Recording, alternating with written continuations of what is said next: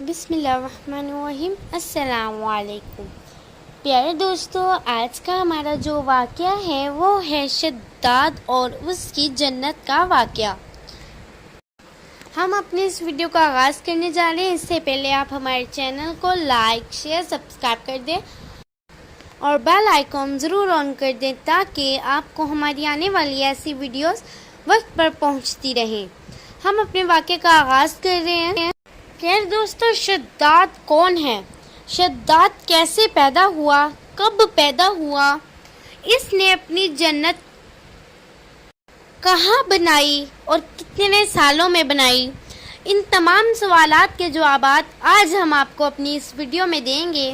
ہماری اس ویڈیو کو اند تک ضرور سنیے گا۔ نیلے بے قرار سمندر میں ایک چھوٹا سا جہاز اپنی منزل کی جانب جا رہا تھا۔ جہاز میں بہت سے مسافروں کے علاوہ ایک عورت ایسی بھی تھی جس کے ہاں ابھی بچہ پیدا ہونے ہی والا تھا۔ پرسکون سمندر میں اچانک ہی لہریں اڑنے لگیں، ہوائیں بے انتہا تیز ہو گئیں۔ دیکھتے ہی دیکھتے ہواؤں نے طوفان کا رخ اختیار کیا اور سمندر میں اڑتی ہوئی لہروں نے کشتی کو ہلا ہلا کر ٹوٹنے والا کر دیا۔ سبھی مسافر دعائیں کر رہے تھے کہ اللہ ان کو زندگی بخش، لیکن اللہ تو کچھ اور ہی چاہتے تھے۔ جہاز دو ٹکڑوں میں ٹوٹ گیا۔ ایک جانب تختہ اور دوسری جانب پورا جہاز تھا۔ تختے پر وہی عورت تھی اپنے بچے کے ساتھ۔ وہ عورت پریشانی کے عالم میں وہیں بے ہوش ہو گئی اور اس کا بچہ وہی تختے پر پڑا رہ گیا۔ وہ تختہ لہروں کے ساتھ بہتا ہی جا رہا تھا۔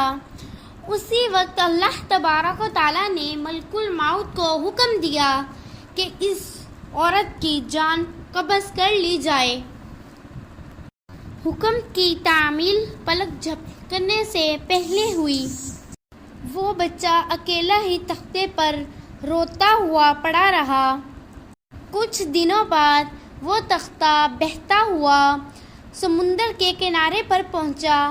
وہاں ایک آدمی نے اس بچے کو اٹھایا اور میت کو وہیں قریب مٹی میں دفنا دیا اور بچے کو اپنے ساتھ گھر لے آیا۔ جب وہ بچے کو اپنے ساتھ گھر لایا تو اس کی بیوی یہ دیکھ کر بہت خوش ہوئی کیونکہ ان کے ہاں کوئی بھی بچہ نہ تھا، وہ بے اولاد تھے۔ وہ لوگ اس بچے کی پرورش کرنے لگے اور انہوں نے اس بچے کا نام شداد رکھا۔ شداد حالانکہ ابھی 7 سال کی عمر میں تھا۔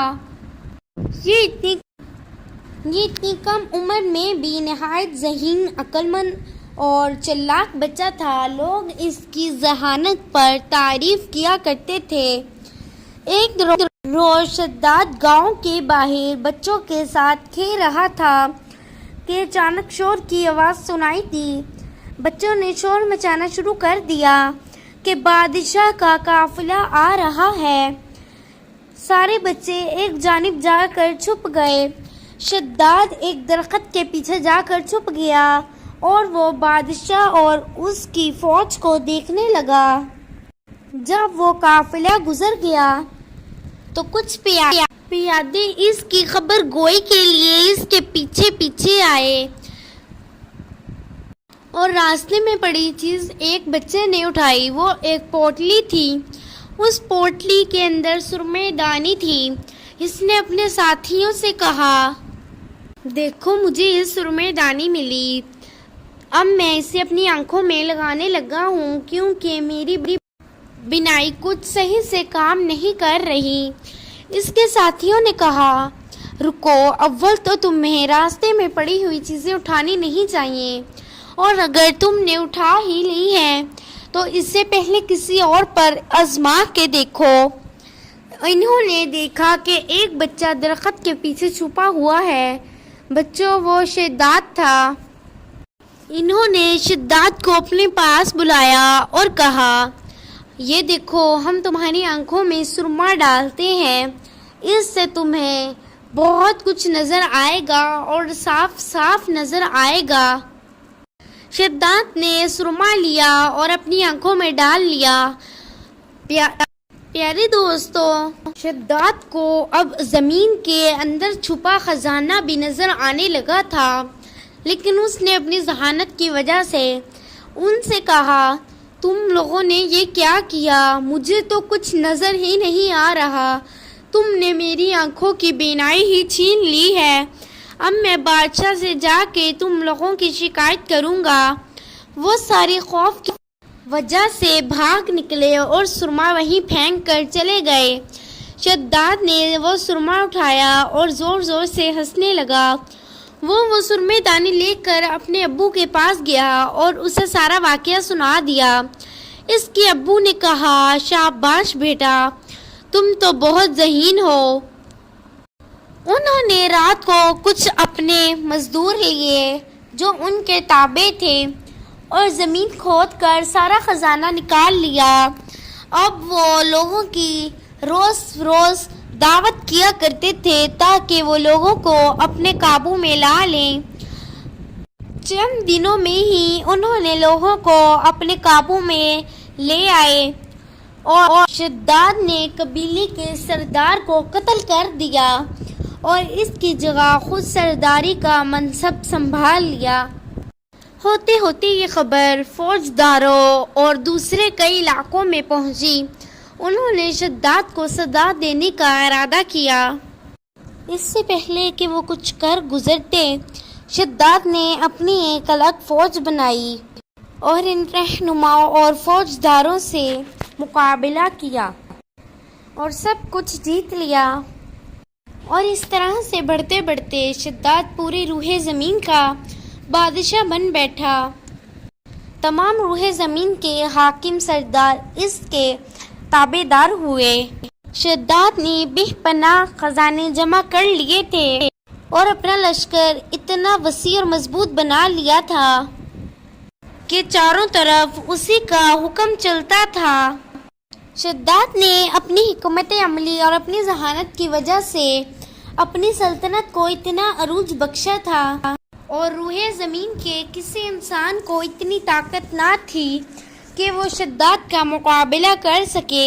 بے پناہ خزانوں اور مال و دولت اور وسیع و عظیم سلطنت، عظیم و شان لہو لشکر اور اپنی ذہانت اور طاقت کی وجہ سے شداد اب غرور اور تکبر میں مبتلا ہو گیا تھا۔ اس نے خدائی کا دعوت کر ڈالا، توبہ نعوذ باللہ۔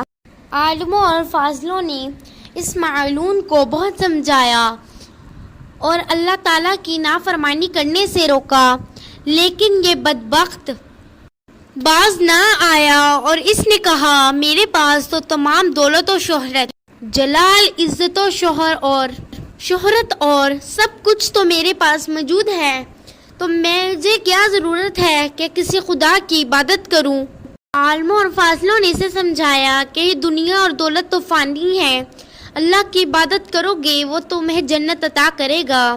تو اس نے کہا، جنت میں کیا خوبی ہے؟ عالموں اور فاضلوں نے جتنی بھی خوبیاں جنت الفردوس کے بارے میں سنی تھیں سب بیان کر دیں۔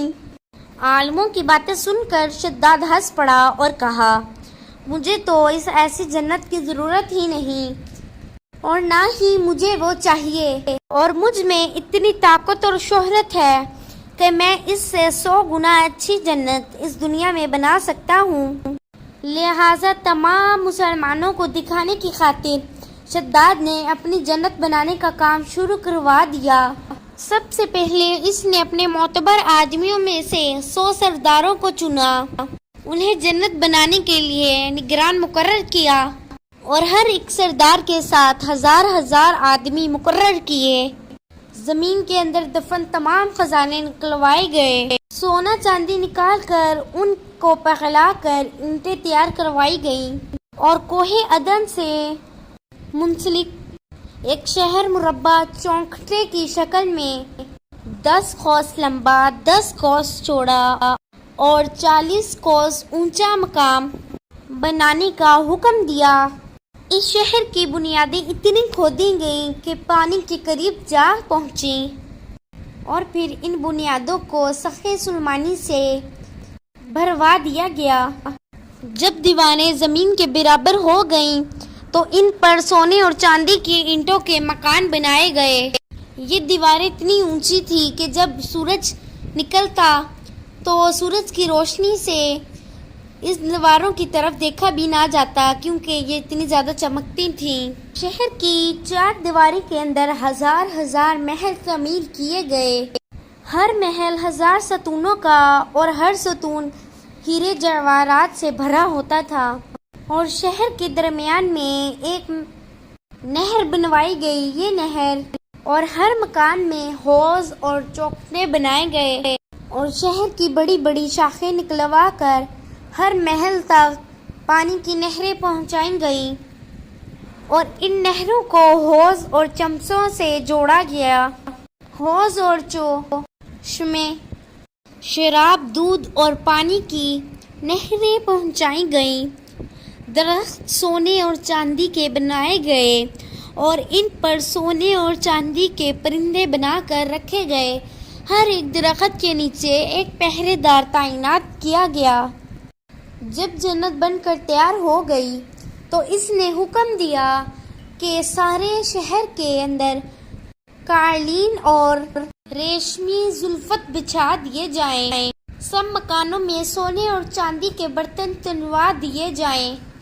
بازاروں میں دکانوں کے پردوں کو بھی سونے اور چاندی کا بنوا دیا، اور ہر ایک ہنرمند کو حکم دیا کہ وہ اپنے اپنے ہنر میں مصروف ہو جائیں، اور ہر پیشہ ور میوے اور کھانا وغیرہ روز مکانوں میں پہنچا دیا کریں۔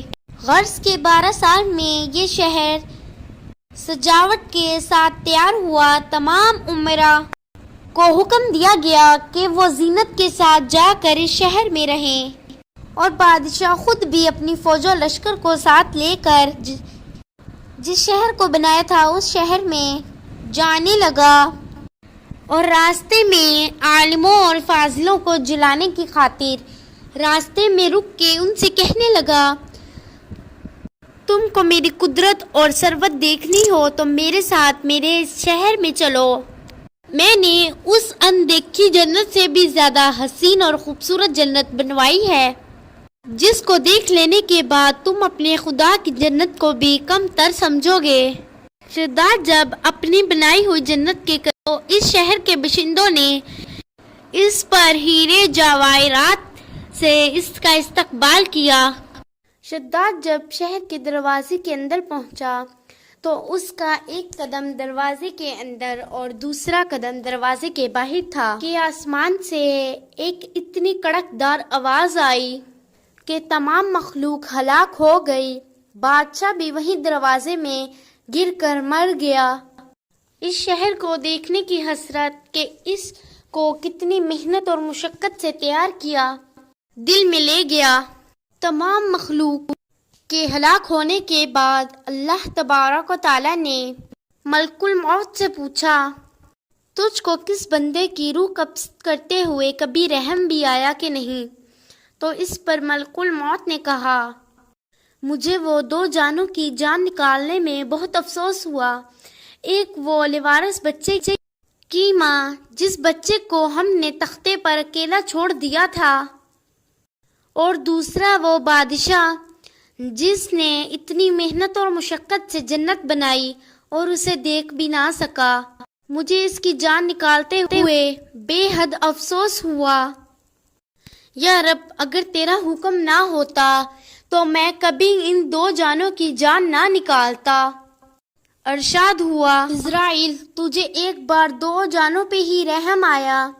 یہ وہ بچہ، یہی بادشاہ تھا جس بچے کو ہم نے بنا کسی سہارے کے تیز رحلوں اور طوفانوں سے بھی محفوظ رکھا اور اسے بلند مقام پہ پہنچایا۔ جب یہ اس مرتبے پہ پہنچا اور ہماری تابعداری سے منہ موڑا اور تکبر کرنے لگا، آخر کار یہ اپنی سزا کو پہنچا۔ معتبر تفسیروں میں لکھا ہے کہ شداد اور اس کے شہر کو لوگوں کو ہلاک ہونے کے بعد اللہ تبارک و تعالی نے لوگوں کی آنکھوں سے پوشیدہ رکھا مگر رات کو کبھی کبھی گرد و نواح کے لوگوں کو اس جگہ چمک نظر آتی ہے۔ کہا جاتا ہے کہ یہ روشنی انہی دیواروں کی ہے۔ قرآن مجید میں بھی ہے کہ لوگوں کی آنکھوں سے شہر کو اللہ تبارک و تعالیٰ نے پوشیدہ کر دیا۔ رسول پاک صلی اللہ علیہ وسلم نے فرمایا، میری امت میں سے ایک شخص اپنا اونٹ ڈھونڈتے ہوئے اس شہر میں پہنچے گا۔ پیارے دوستو، آج کا ہمارا یہ واقعہ ختم ہوا۔ یا اللہ، تو رحمان ہے، تو رحیم ہے، تو کریم ہے۔ یا اللہ پاک، تو بے اولادوں کو نیک اور صالح اولاد عطا فرما، آمین۔ پیارے دوستو، ملتے ہیں اپنی نئی ویڈیو میں۔ اپنا بہت بہت خیال رکھیے گا۔ اللہ حافظ۔